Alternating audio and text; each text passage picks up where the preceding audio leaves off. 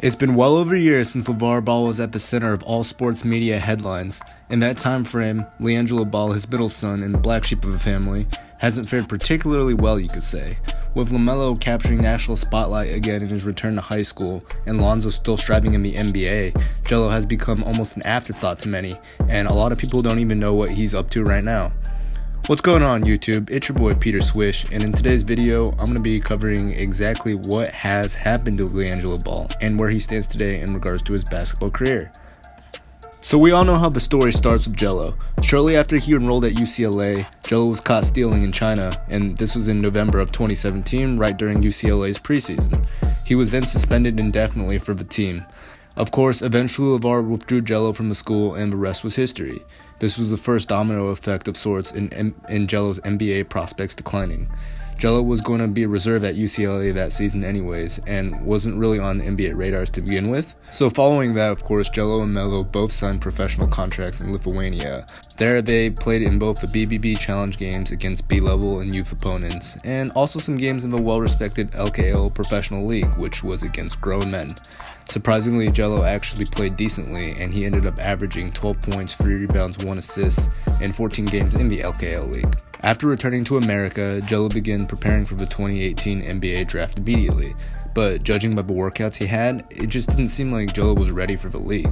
Again, like I said before, even at UCLA, he wasn't considered an NBA prospect, and only was supposed to play a bench role that season anyways.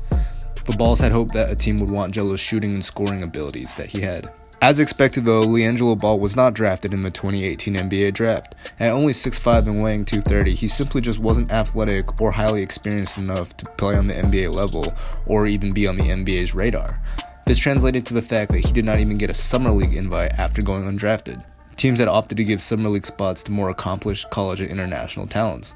In July of this year, Gelo redacted his earlier statement that he would not play in his family's JBA league. He would go on to join the Los Angeles Ballers, where his younger brother Melo had been playing.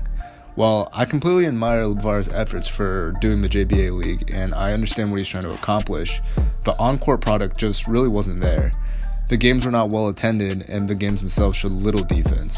Players put up absolutely massive numbers, and the sense of high competitive levels just weren't there. Gelo ended up averaging 52 points, 11.5 rebounds, 5.8 assists for the season, and was named Finals MVP after his team won the finals.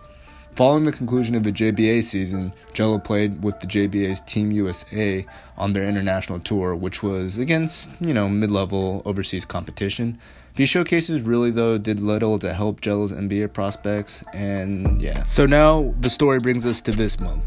The JBA's international tour has ended, and Gelo has recently announced that he plans to put his name in for the pool for G League players, hoping that a G League team will eventually pick him up. The NBA definitely remains his ultimate goal. However, it was reported that NBA executives did not believe Gelo was even good enough to play in the G League. Therefore, it's very unlikely he even gets picked up by a G League team. So, as it stands right now, Gelo is currently unemployed, it would seem, and he is still working out towards his NBA dream, but that, in all honesty, just probably isn't going to happen anytime soon. His best bet would be to go back overseas and grind out a few years in an ultra-competitive league. This way, he can develop against true competition and prove to the league that he has the abilities to play in the NBA. If he returns to playing in the JBA next season, it would be much of the same as before, playing against soft competition and putting up empty numbers. It's crazy how much the stealing incident has really impacted Gelo's career trajectory in basketball. Even though he wasn't on NBA radars last year, he still had a whole career he could have developed at a top-tier D1 school like UCLA. Now, he's out of a job and faces a lot of uncertainty in his basketball career moving forward. Now, again, this video isn't to bash Gelo in any way. I'm actually rooting for him. I'm a huge fan of the Ball family in general. I'm just stating what the current state of his career is at and what his realistic prospects are. Again, I'm rooting for him to succeed, and it will be really interesting to see what his next move in his basketball career is. Alright, thank you guys for watching. It's been your boy Peter Swish. If you guys enjoyed the video, please leave a like, comment, and subscribe, and I will see you guys next time. I'm out.